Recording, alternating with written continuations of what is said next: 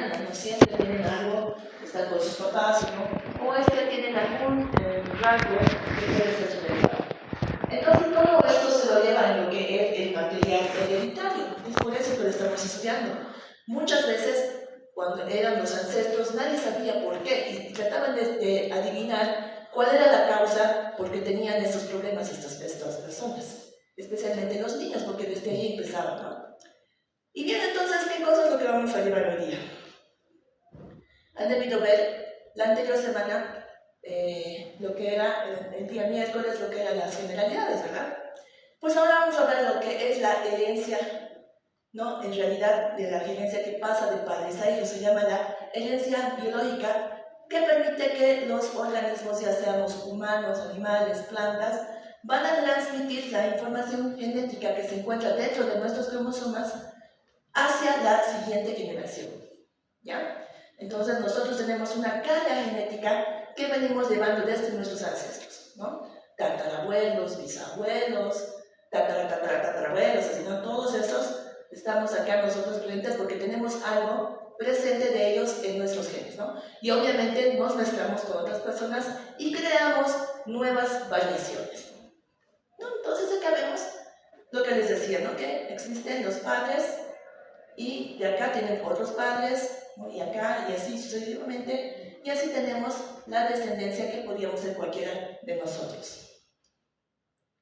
Bueno, y en medicina, entender el material hereditario es esencial para comprender las enfermedades genéticas que les estoy comentando, para ver lo que es la medicina personalizada, que también es el futuro de la medicina, y también para ver el diagnóstico molecular, porque ahí podemos ver si existen polimorfismos, mutaciones, etc. Entonces, ¿qué es el material hereditario? El material hereditario es la información biológica que contiene las instrucciones para el desarrollo, la función y la reproducción de los seres vivos, ¿no? Como les decía, no solamente los humanos, sino también los animales, las plantas, inclusive las bacterias, ¿ya? Entonces, el material genético de todos los seres vivos se encuentra compuesto de ácido desoxirribonucleico, o ADN, o también en inglés DNA, ¿no? Entonces, la estructura del DNA debe permitir que esta sustancia almacene la información que va a estar codificada y va a controlar una función biológica de las células, ¿no? Entonces, acá tenemos nuestros cromosomas y dentro de los cromosomas tenemos nuestras cadenas de DNA. Y dentro de las cadenas de DNA ya podemos distinguir que existen ciertos genes que nos van a dar ciertas características que tenemos, ¿no? Por ejemplo, acá, características tanto para desarrollar el corazón, para desarrollar ciertas capacidades auditivas, pueden ser sonoras, etc., ¿no? Entonces, todo eso está dentro de nuestros genes. Y bien, vamos a ver que el material hereditario se va a transmitir esta información, ¿ya?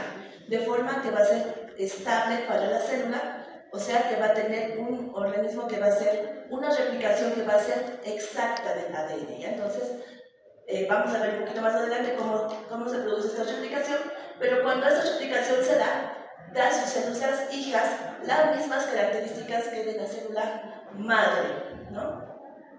Entonces, por eso es de alta precisión al copiar la información genética para que todas las células de su progenie tengan esta misma información, ¿no? Entonces, esto está más didáctico, creo. Tenemos la célula madre y acá tienen sus células hijas que son exactamente iguales. Y bien, entonces vemos que, si se dan cuenta, el ADN ya va de cada célula. Imagínense cuántas células tenemos en nuestro cuerpo, no solamente de la piel, sino de todas las células.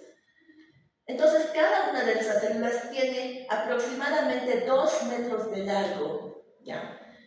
Y tiene que estar completamente enrollado para que entre dentro de un cromosoma, y dentro de esos cromosomas hay otros más que se encuentran dentro de este núcleo. O sea, imagínense cuánto se envuelve, cuánto se enrolla. Realmente es una maravilla, ¿no? Que nos hayan formado, que hayamos evolucionado, que nos hayan creado, depende de lo que dicen ustedes. Y de ahí es como se encuentra envuelto, porque imagínense si no seríamos súper gigantes y nuestras células serían amorfas y demás, ¿no? Entonces, continuar, quiero saber quién sabe qué es un monómero y un polímero. ¿No? Pues esto se lo lleva más que todo en lo que es bioquímica. Lo van a llevar al área, ¿ya? Pero para que entiendan esto es necesario, o sea, esta práctica, esta teórica, es necesario que conozcan estos términos, ¿no? Entonces, un monómero es una molécula pequeña, una subunidad básica individual que puede unirse a otras moléculas idénticas o similares para formar el polímero, ¿ya? Entonces, este es el simple y el polímero es el conjunto de más de una de estos monómeros, ya que van a formar muchos enlaces que van a tener, ¿cómo se llama? Uniones de tipo covalente, ¿ya? Entonces, pues vemos que acá tenemos la macromolécula, que es un polímero, y una subunidad que son los monómeros, ¿no? Entonces, dentro de los monómeros tenemos los nucleótidos, ¿no? Y dentro de esos van a formar los que son los ácidos nucleicos, el ADN y el RNA. Y bien, acá tenemos que, ¿cuál es la función? Entonces, esos nucleótidos que van a ser el ADN y el RNA, que van a formar estos, van a almacenar y transmitir la información genética.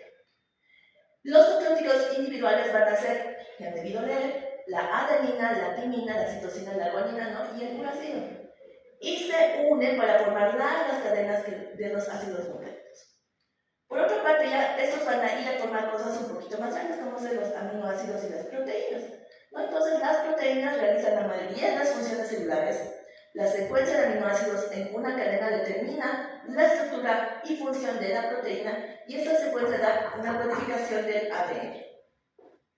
Y después vamos a formar cosas un poquito más grandes que van a ser los mucopolisacáridos, los mucosacáridos y los carbohidratos.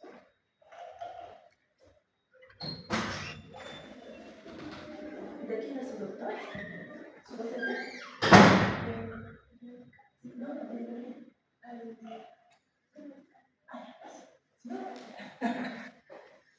Muy bien. Entonces vemos que tenemos la estructura química de las subunidades del ADN. El ADN es un polímero formado por subunidades de nucleótidos, ¿no? Lo que ya hemos dicho. Y un nucleótido va a constar de 3 grupos químicos, que va a ser un azúcar, ¿no? Y en este caso va a ser la desoxirribosa, un fosfato y una base nitrogenada, ¿no? Entonces, así está conformado esta estructura química. Y bien, acá tenemos dos tipos de ácidos nucleicos, ¿no? Que va a ser el ARN, ¿ya? Y el ADN. El ARN va a participar en la síntesis de las proteínas y la regulación génica. Y en cambio el ADN va a contener, va a mantener y va a transmitir lo que es la información genética. Hablemos del ADN primero, ¿no? Entonces acá vamos a ver que tiene esta nuestra cadena de DNA unas características muy especiales. Primeramente, que es una cadena doble, ¿no? Doble hélice. No sé si han visto ustedes sus cadenitas, ¿no?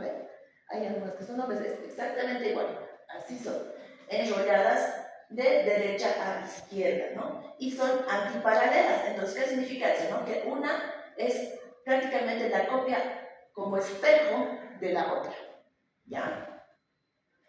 Y va a estar compuesto de nucleótidos, ¿no? Entonces, que son 4 bases nitrogenadas, que van a ser la adenina, ¿no? Que está aquí en celeste, la timina, en amarillo, la guanina, ¿no? Que está aquí en rosado, y la citosina, que es color verde. Y las características de estas es que son 2 que van a ser purinas, ¿ya? Y 2 que van a ser las pirimidinas, ¿ya? Entonces, esto es lo importante, ¿no? Y esta es la base prácticamente de lo que va a ser nuestra cadena de DNA, ¿no? ¿Qué más? Tiene también una azúcar, que habíamos dicho que en este caso la desoxirribosa, y un grupo fosfato, ¿no? Entonces, son las características de estos nucleótidos.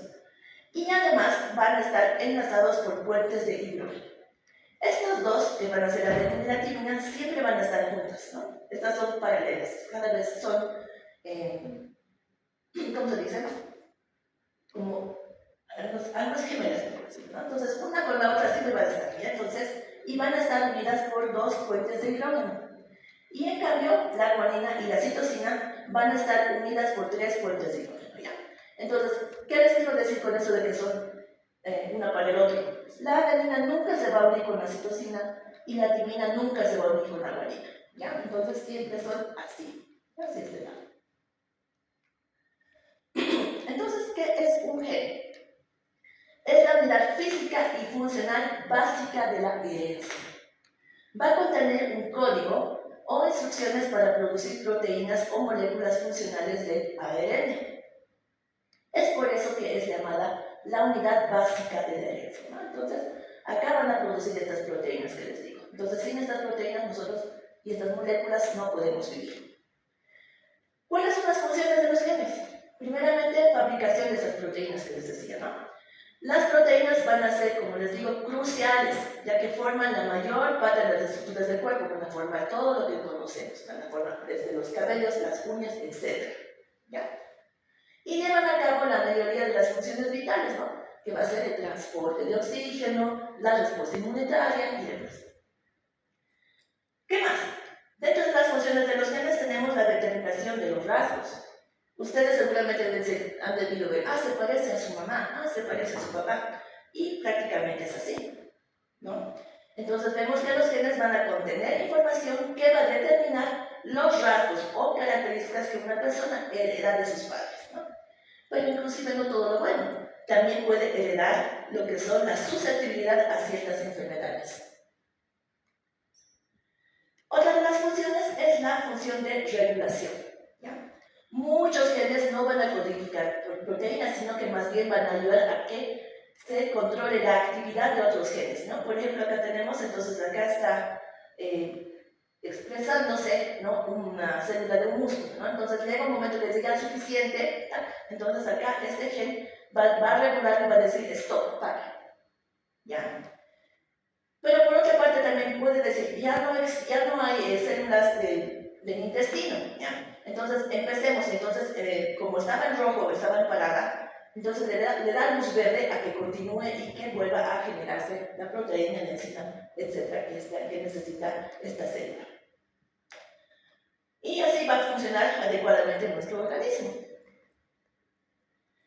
Y vemos que los genes tienen diferente estructura, ¿no? Entonces aquí vamos a ver que la clasificación de los exones e intrones se va a relacionar con la estructura física del ADN y cómo se va a procesar durante la transcripción y el splicing, que va a ser el splicing del corte igual. Entonces, los exones son regiones de un gen que permiten que el ARN mensajero madure después del splicing, ¿no? Entonces, en este gen van a permanecer, ¿ya? Y en cambio los intrones son las regiones de gen que se eliminan del tránsito del ARN primario durante el splicing antes de que el ARN mensajero sea maduro y salga del núcleo, ¿no? Entonces, en el libro, si ustedes ven, van a decir que los exones son las partes en las cuales van a dar las partes funcionales, ¿no? Y los intrones son las que realmente son las que las regulan, ¿no? O las que se mantienen y dicen acá empieza y acá termina. Entonces acá vemos que los exones y las secuencias son codificantes. La mayor parte de la secuencia que codifica la proteína se encuentra dentro de los exones. Pero los exones también incluyen a menudo regiones que no son traducidas.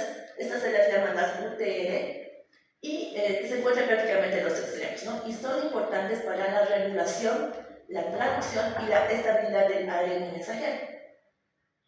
Estas partes del exón no van a ser codificantes, sino más bien van a ser reguladoras. Y los intrones y las secuencias regulatorias. Los intrones no se van a traducir, lo que hemos dicho, ¿no? Pero pueden contener importantes secuencias que son regulatorias, como van a ser potenciadores o silenciadores que van a afectar a la expresión del gen. Pero también tenemos secuencias regulatorias que se encuentran fuera del gen. Entonces, estas son algunas secuencias regulatorias que también son importantes, que van a ser promotores, potenciadores y que se encuentran fuera de esta estructura, ¿no? Que no están dentro de lo que es el exón y el intrón. Ya, último que es así.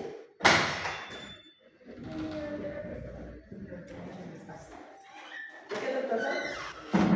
Doctora Eliana. Bien. Bueno, entonces acá tenemos a nuestros intrones, nuestros exones, ¿no? Y es importante que tengan en conocimiento ustedes que cada gen, ¿ya?, tiene un lugar específico, ¿ya? El gen, bueno, voy a decir un número, el gen número 30 se encuentra en el cromosoma número 1, en la región en la parte pequeña de los brazos. Y siempre va a estar ahí. ¿Ya? Entonces, es por eso que tiene un número, y es 1 o es 2, ¿no? Y tiene una secuencia, y tiene un lugar específico. ¿Ya? Entonces vamos a hablar de lo que es la dogma central de la biología molecular, ¿no? ¿Qué es esta dogma, no? La dogma va a describir el flujo de la información genética de los seres vivos. ¿Qué va a hacer? Del ADN va a pasar al ARN y esto va a formar una proteína.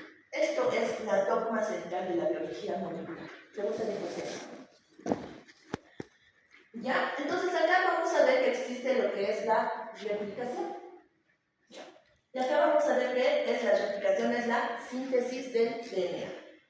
Luego vamos a ver la transcripción, que es la síntesis del RNA sobre la cadena molde del DNA que se ha abierto. Y la traducción, que es la síntesis de las proteínas, y van a estar formadas por 3 tipos de RNA que son principales. Hablemos primeramente de la replicación o síntesis del RNA. Habíamos dicho, ¿no?, que tenemos nuestra cadena doble, ¿no?, del DNA, que es antiparalela y es complementaria. Entonces siempre va a ser, como les digo, como un espejo de la otra. ¿Ya? Entonces, una cadena prácticamente es el molde de la otra cadena. ¿Ya? Entonces, si nosotros la partimos, la abrimos, acá vamos a ver que se van a, aquí, acá tenemos, es lo mismo, si lo ven, pero está de lado, ¿ya? Se está abriendo. Existen ciertas enzimas, ¿ya?, que van a ir a ayudar a que haya esta apertura, que se llama la helicasa. Entonces, esta helicasa va a actuar a este nivel y va a empezar a separar estas cadenas de DNA y las van a volver una cadena simple que se va a ir a cada lado. ¿Ya? Es como si fuera, como dice bien claro en nuestros libros, es como si fuera un zipper, un cierre. ¿Ya?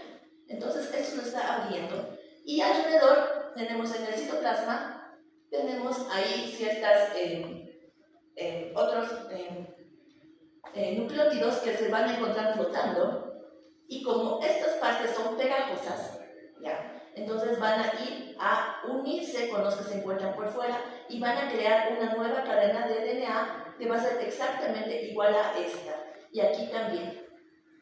Entonces D1 se dividió en dos. Es lo que les había mostrado hace rato, ¿no? La célula madre, las células hijas. ¿Vale? Y acá se va a unir por lo que es la DNA polimerasa. Entonces, esto les va a unir nuevamente, ¿ya? Y para que se formen nuestras nuevas cadenas de DNA. Bien. Entonces, bueno, ya hemos hablado un poco de nuestro DNA y hablemos un poco de lo que es ahora el ARN o RNA, que va a participar en la síntesis de las proteínas y la regulación.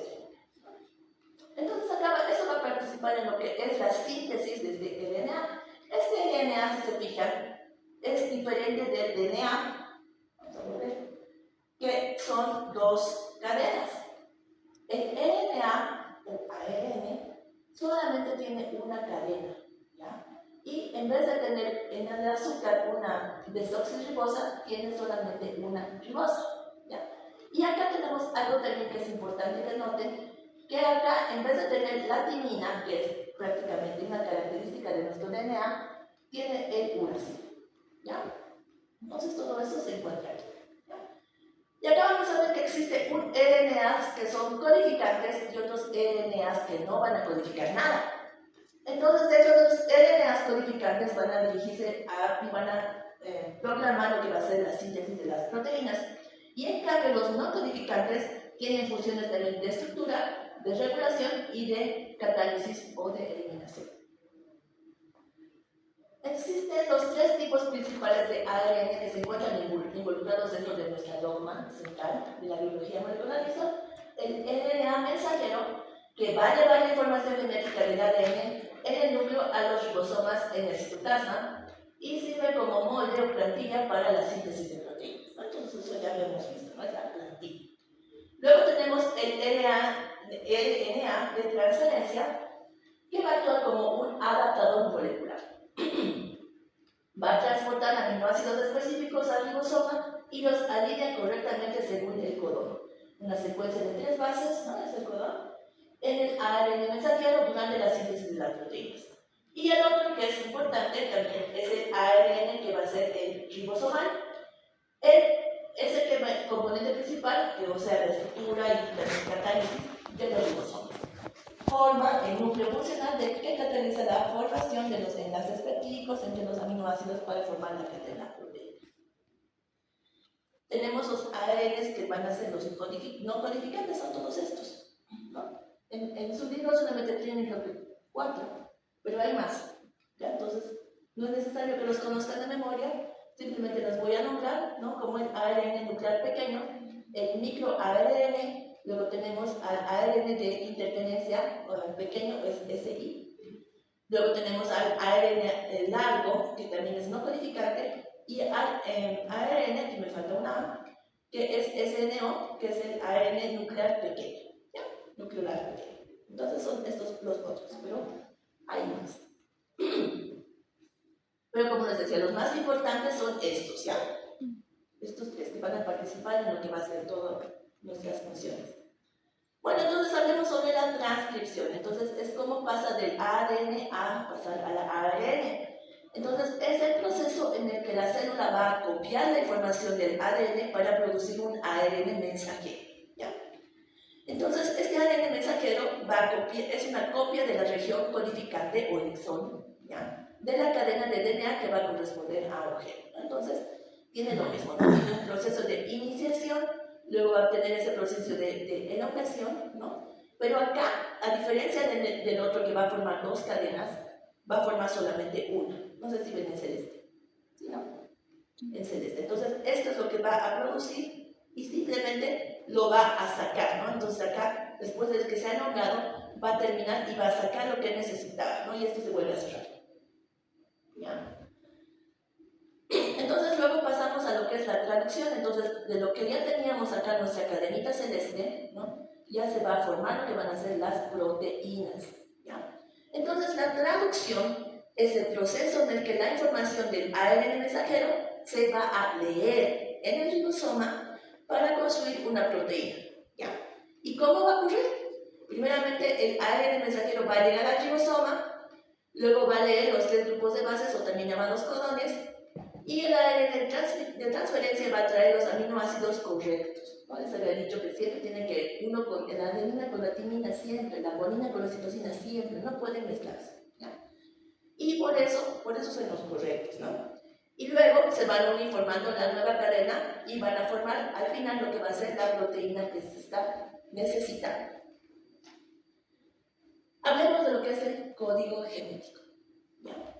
Entonces, el código genético es el conjunto de reglas mediante las cuales la información contenida en el ARN mensajero se va a traducir a aminoácidos que luego van a formar las proteínas. ¿Ustedes saben qué son los aminoácidos? ¿Han debido llevar en colegio ustedes? ¿No? Bueno, si es que no, lo van a llevar en bioquímica, pero son esas unidades que se encuentran acá. Miren, tenemos varios, ¿ya? Tenemos la valina, la arginina, la serina, la lisina, la aspargina, la tirosina, la metionina. Todos estos, ¿ya? Son los aminoácidos que van a formar después lo que van a ser unas sustancias más grandes que van a ser los polímeros, ¿ya? Entonces, acá teníamos nuestra adenina, citosina, guanina y el uracilo, ¿ya? Entonces, y acá, si se fijan, tenemos unas combinaciones, ¿ya? Entonces, acá dice guanina más adenina más citosina más uracilo nos va a dar una arginina, ¿ya? Entonces, es como una mezcla de cosas, ¿ya? Pero es como una receta, ¿ya? Si a uno le cambiamos, puede darnos otra cosa o no nos puede dar nada. Ahorita les voy a explicar.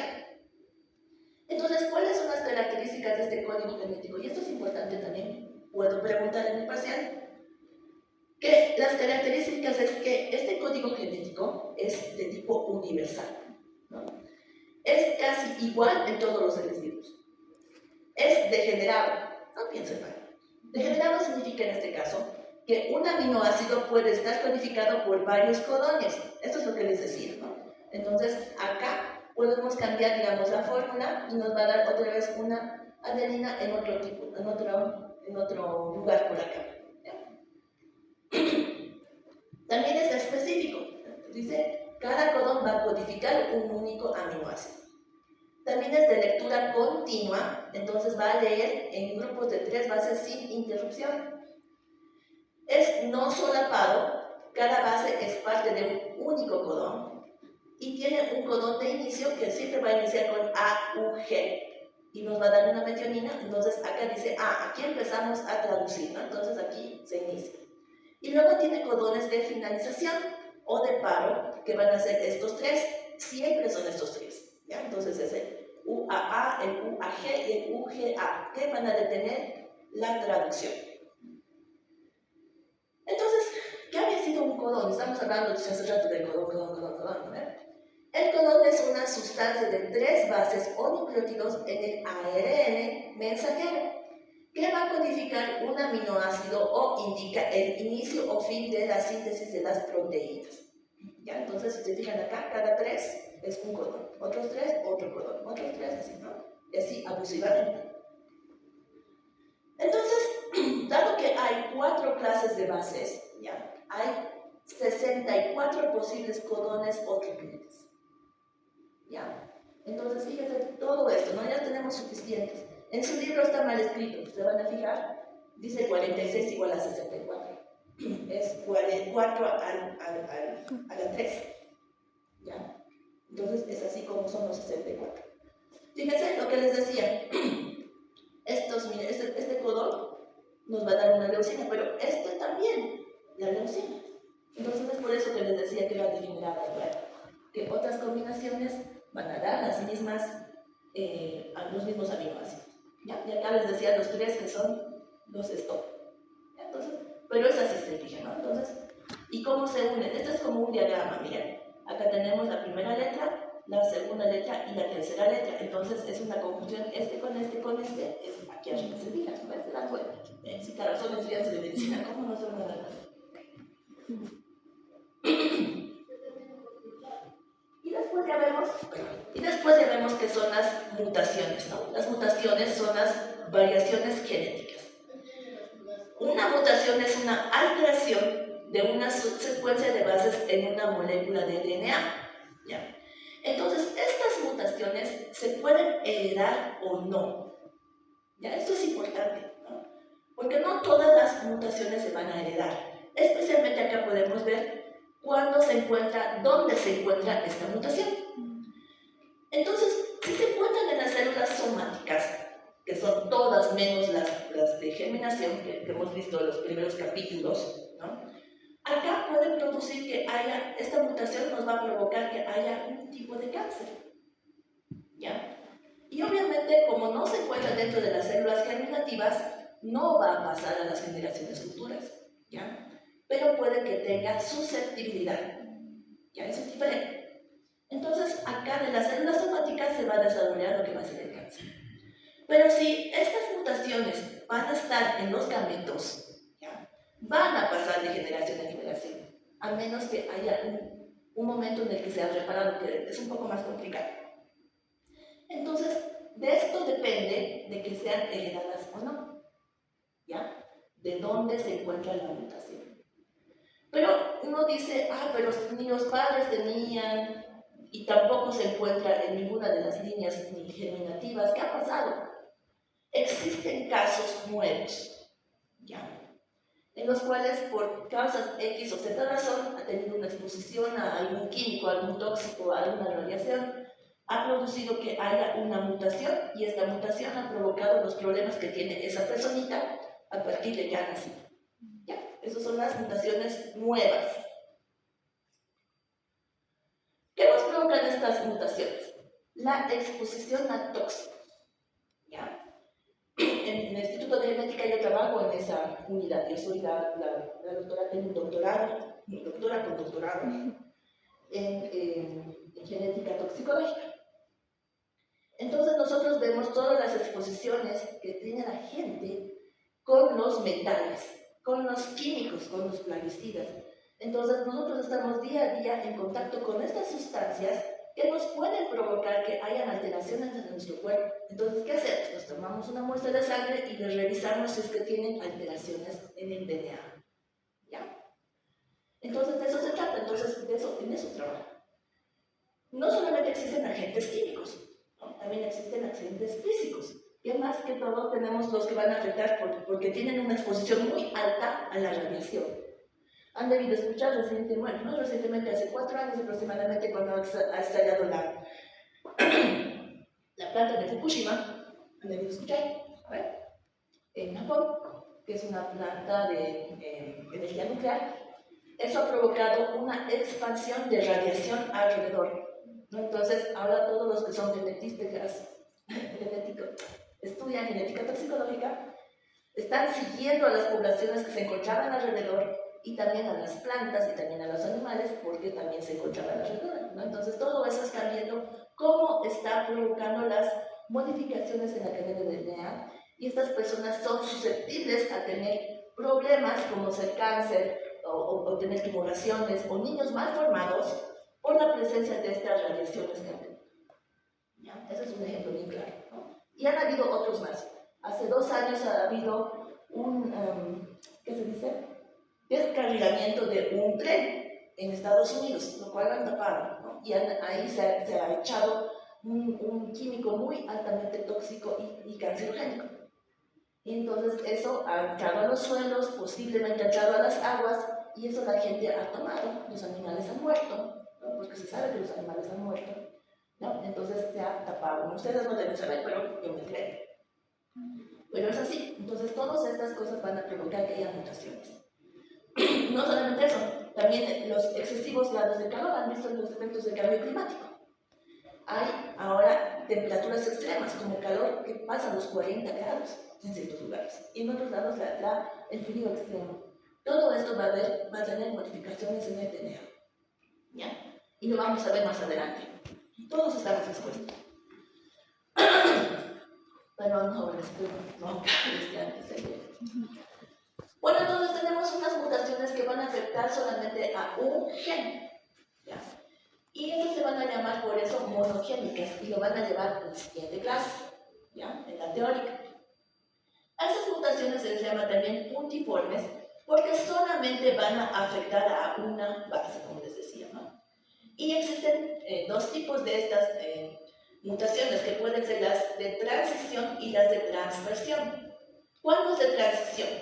Cuando esta mutación hay un cambio en una adenina por otra de su mismo grupo, que es la guanina, ¿no? Entonces, una purina con una purina.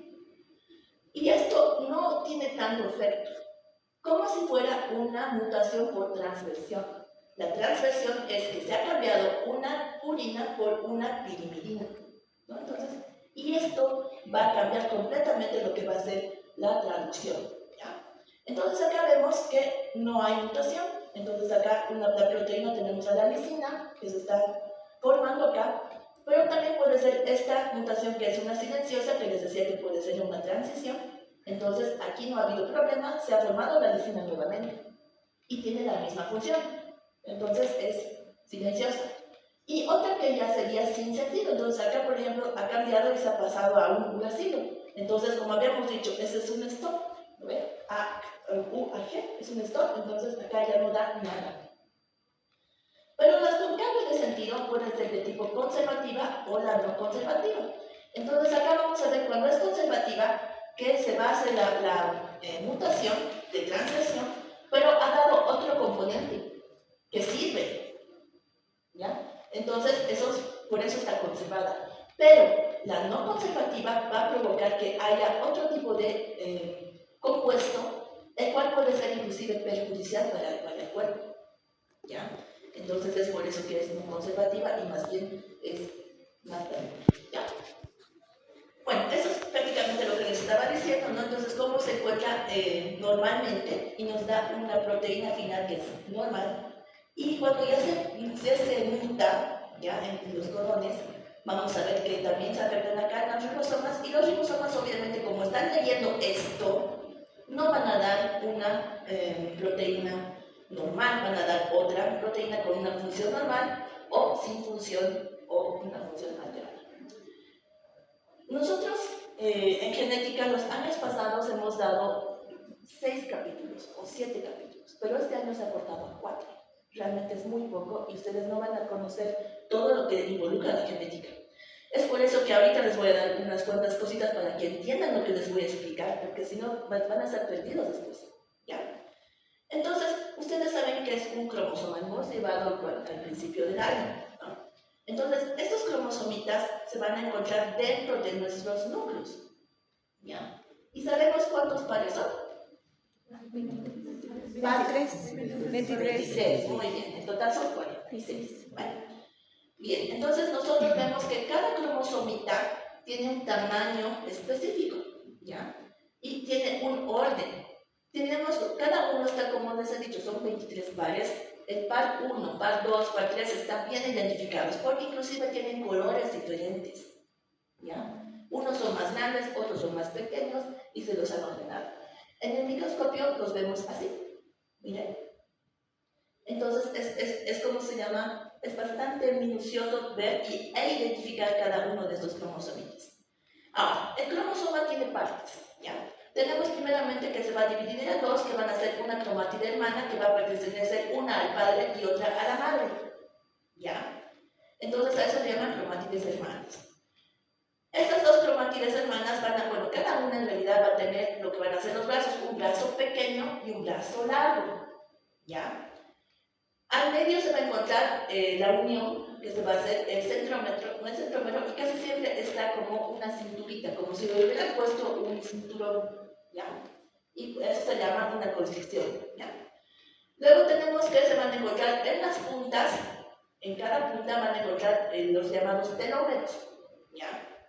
Y por otra parte, en algunos de los cromosomas tenemos los llamados satélites, ya que son como ven acá, ¿no? Como unas puntitas con unas bolitas, eso se les llama satélites, ¿no? Y acá tenemos una constricción también que va a ser una constricción secundaria.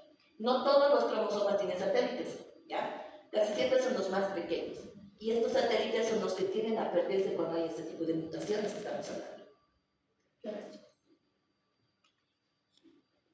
Bien, entonces acá vemos que existen, en esos cromosomas van a haber estas mutaciones y hay algunos que van a afectar directamente al cromosoma. Quería comentarles que estos no son vistos a simple vista, son mutaciones tan pequeñitas que son de un solo nucleótido que no se ve. Pero acá, cuando ya afectan a los cromosomas, a las partes de los cromosomas, los podemos ver en el microscopio, como les decía, se encuentra así. ¿Ya? Entonces acá vemos que es una cantidad relativamente grande que se ha afectado del DNA. ¿Ya? Y acá vamos a ver que entonces en estas mutaciones cromosómicas existen las mutaciones que son de tipo de número, donde se van a denominar también las aneuploidías y ocurre por errores de la separación de los cromosomas durante la meiosis o también llamada la no distinción que hemos llevado a ver en la meiosis. Y acá vamos a ver qué es lo que provoca. Primeramente, dentro de estas mutaciones cromosómicas de número, vamos a tener a la falta de un cromosoma o también llamado monosomía, ¿ya? Entonces, acá vamos a ver que su carga genética va a ser 2n-1, aquí le falta. Y un síndrome característico es el síndrome de Turner, que se escribe 45X. ¿Cómo es el síndrome de Turner, chicas? Les he contado, ¿verdad? ¿Cómo era? Más 2 puntos. Claro.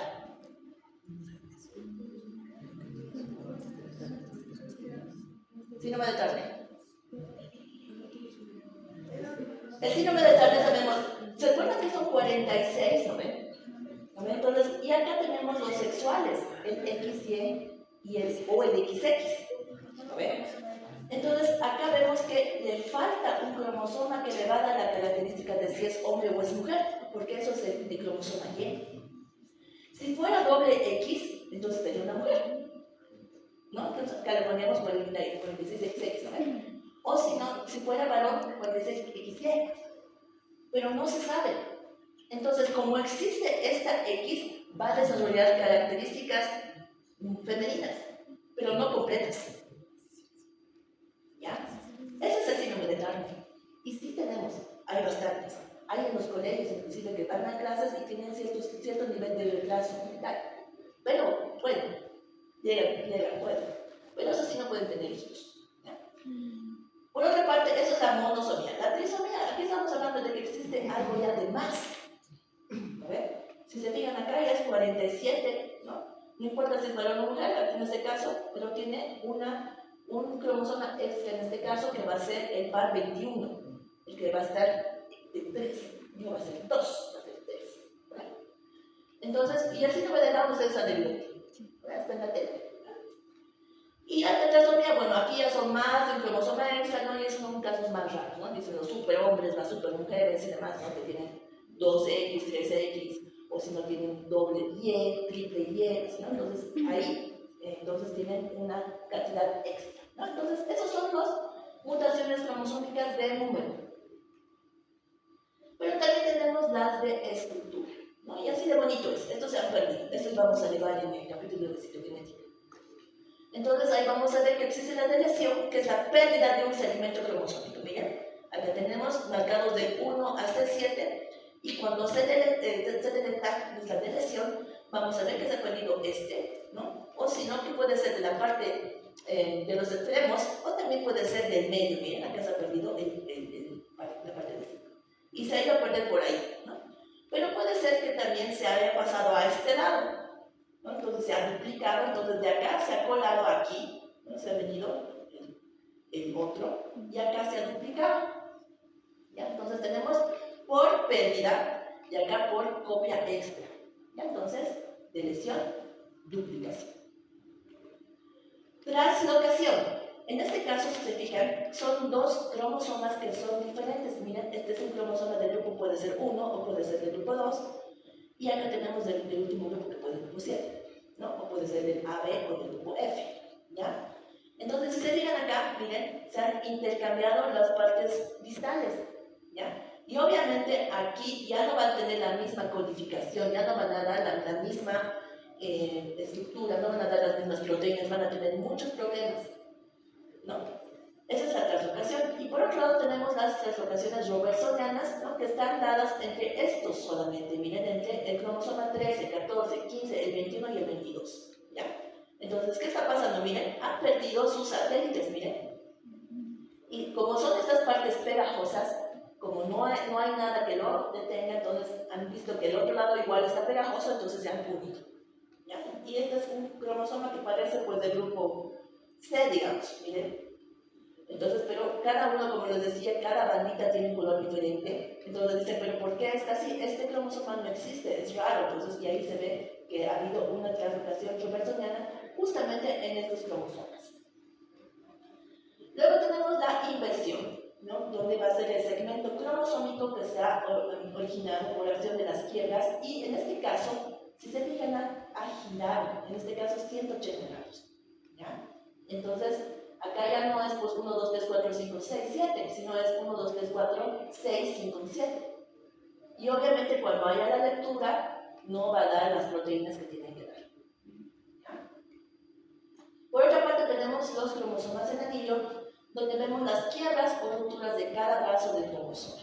Si se fijan, miren, aquí se están rompiendo los dos extremos, pero como les decía, son tan pegajosos estos lugares que el uno con el otro se unen y van a formar lo que va a ser un anillo. Y obviamente no tienen ninguna característica de un cromosoma normal. Ahora parece una dona.